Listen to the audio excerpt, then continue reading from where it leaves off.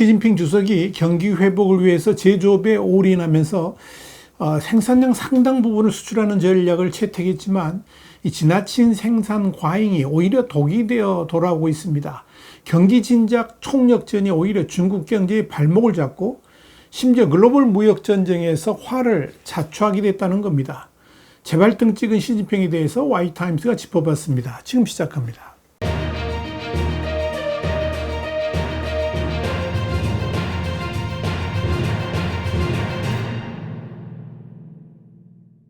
월스트리트저널은 현지 시간으로 23일자 지면에서 중국이 경기 회복을 위해서 제조업에 지원을 쏟아부으며 과잉 생산이 심해짐에 따라서 무역전쟁 전운이 감돌고 있다. 이렇게 보도해서 눈길을 끌었습니다.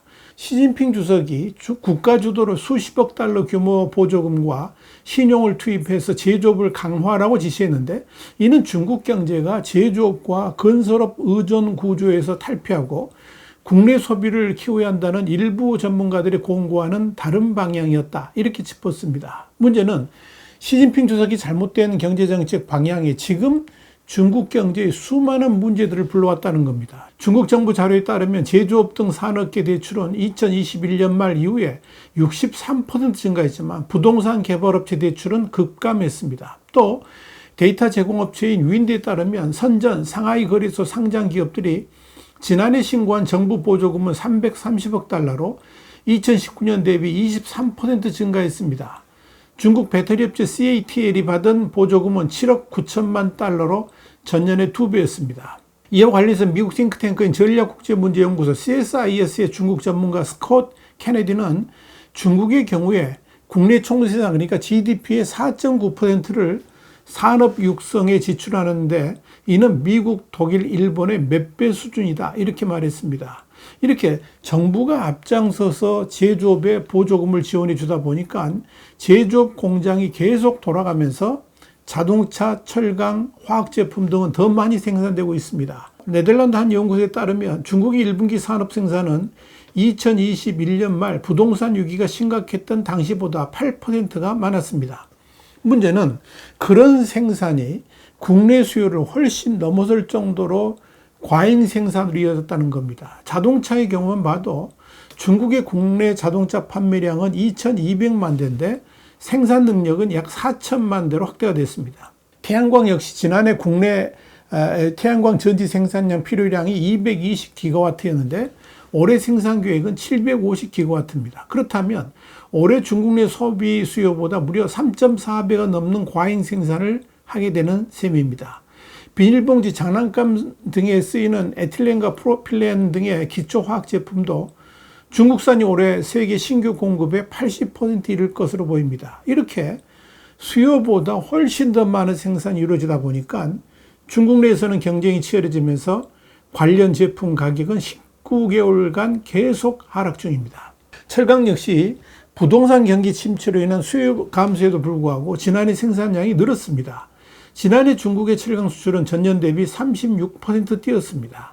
월저널은 중국이 이렇게 과잉 생산된 제품들을 전 세계 값싼 가격으로 밀어내기 수출을 하게 되면서 세계 각국의 기업들이 압박을 받게 되었고, 급기야 자국 산업 붕괴를 우려한 여러 나라들이 중국산 제품에 대한 대응을 할 수밖에 없도록 만들었다. 이렇게 설명했습니다. 미국 매사추세츠의 스타트업인 큐빅 PB는 태양광 패널의 첨단 부품인 실리콘 웨이퍼에 베팅하기로 하면서 2022년 말에 14억 달러 규모의 공장 설립 계획을 발표했습니다. 그런데 올해 초에 중국이 저가의 제품들을 대거 수출하면서 시장이 왜곡되자 이 회사는 결국 공장 건설 계획을 취소했습니다. 그 사이에 중국이 실리콘 웨이퍼 생산량을 거의 2배로 늘리고 이 중 일부 물량이 해외로 나가면서 세계적으로 가격이 70% 떨어졌습니다.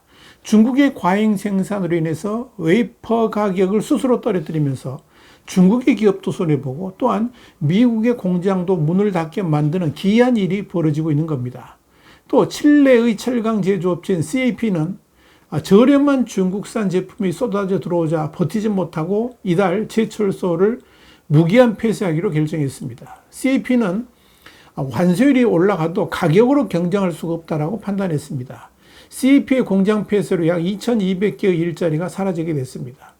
이와 관련해서 월스저널은 중국 경제의 약세에 대한 해결책으로 시진핑 주석은 생산의 총력전을 펼치면서 심지어 과잉 생산이 될 지경에 이르렀고, 이런 시진핑식 처방은 결국 전 세계 기업들을 압박하게 되었고, 이는 결국 글로벌 무역 전쟁을 불러일으켰다 그러면서 미국은 중국산 제품에 고율 관세를 부과하고 있기 때문에 그나마 과잉 생산에 따른 피해를 가장 적게 보고 있다, 이렇게 평가했습니다. 중국산 제품의 과잉 생산과 밀어내기식 수출로 전 세계가 골머리를 앓고 있습니다. 한국의 하나와 큐셀은 올 수백만 달러 손실을 보고 있다고 토로했습니다. 또 유럽에서도 중국산 전기차 수입 여파로 자동차 업계 일자리가 1만 기 이상 줄었습니다. 상황이 이렇다 보니까 유럽연합도 최근 수입 중국산 전기차에 관세를 부과하기로 결정을 한 겁니다.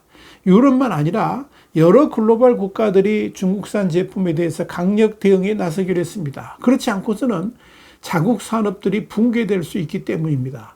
미국은 연초에 중국산 철강, 알루미늄, 전기차, 태양전지 등의 관세율을 높였습니다. 튀르키예도 전기차, 파키스탄은 문구류와 고무에 관세를 더 부과했습니다. 인도는 중국 안료와 화학물질 등의 반덤핑 조사를 시작했고, 일본은 전극을 조사하고 있습니다. 영국은 굴삭기와 바이오디젤, 아르헨티나와 베트남은 전자레인지와 풍력타워를 조사하고 있습니다.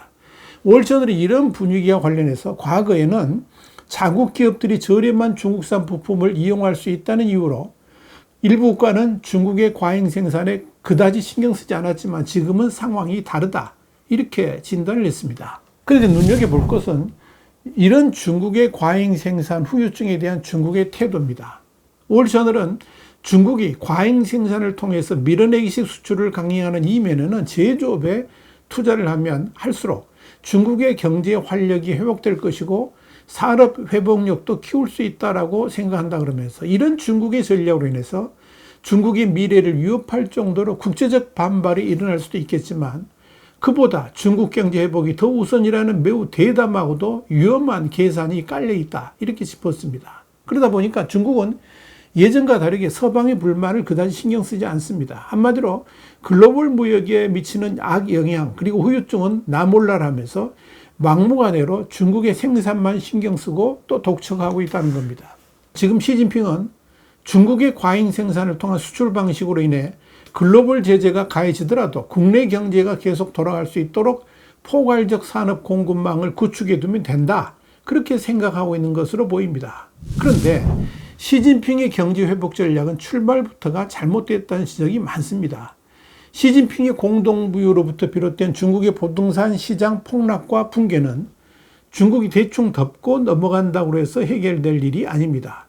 지금 시진핑은 부동산 시장은 아예 덮어두고 태양광을 비롯해서 전기차, 반도체, 친환경 에너지 같은 신중국 경제 회복의 주력 산업을 확장해 나가면 부동산 시장으로 인한 경기 위축도 커버하면서 경제 성장도 이룰 수 있을 것이라고 판단합니다. 그러나 이는 완전한 오판입니다.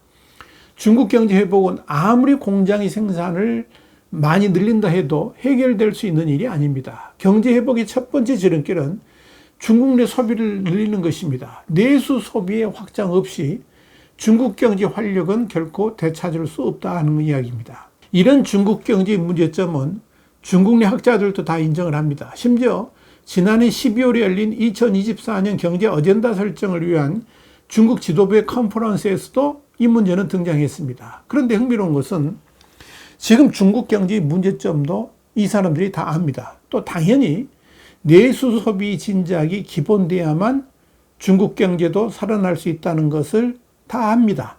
그럼에도 이 모든 것보다 우선되는 게 있는데 그게 뭐냐? 산업 생산에 중점을 두라는 시진핑의 지침입니다. 시진핑이 이런 지침은 심지어 미국의 제닛 옐런 재무장관이 베이징을 방문해서 중국의 제조업 과잉 생산이 글로벌 무역에 가져올 문제점을 지적하면서 이런 중국의 정책이 반드시 수정돼야 된다고 강조를 했지만 그 자리에서도 시진핑은 고집스럽게 산업 생산에 중점을 둔 경제정책에서 물러서질 않았습니다. 중국의 정책 고문들은 지금 중국 경제가 가지고 있는 두 가지 원칙, 그러니까 시진핑의 기본 생각을 현재로서는 전혀 바꿀 의사가 없다라고 보고 있습니다. 그 첫째는 중국이 미국과 다른 서방 국가들의 심각한 제재도 국내 경제를 계속 운영할 수 있는 포괄적인 산업 공급망을 구축해야 된다는 겁니다. 이는 선진국과의 긴장이 고조되는 상황에서 산업 안보는 중국 안정의 핵심이라는 겁니다. 둘째는 소위 미국식 소비를 낭비로 보는 시진핑의 뿌리 깊은 철학적 반대입니다. 시진핑은 내수 진작을 통해서 경제가 회복될 수 있다는 미국식 경제 개념을 아예 인정하지도 않고 여기에 대해서는 철저하게 부정적입니다.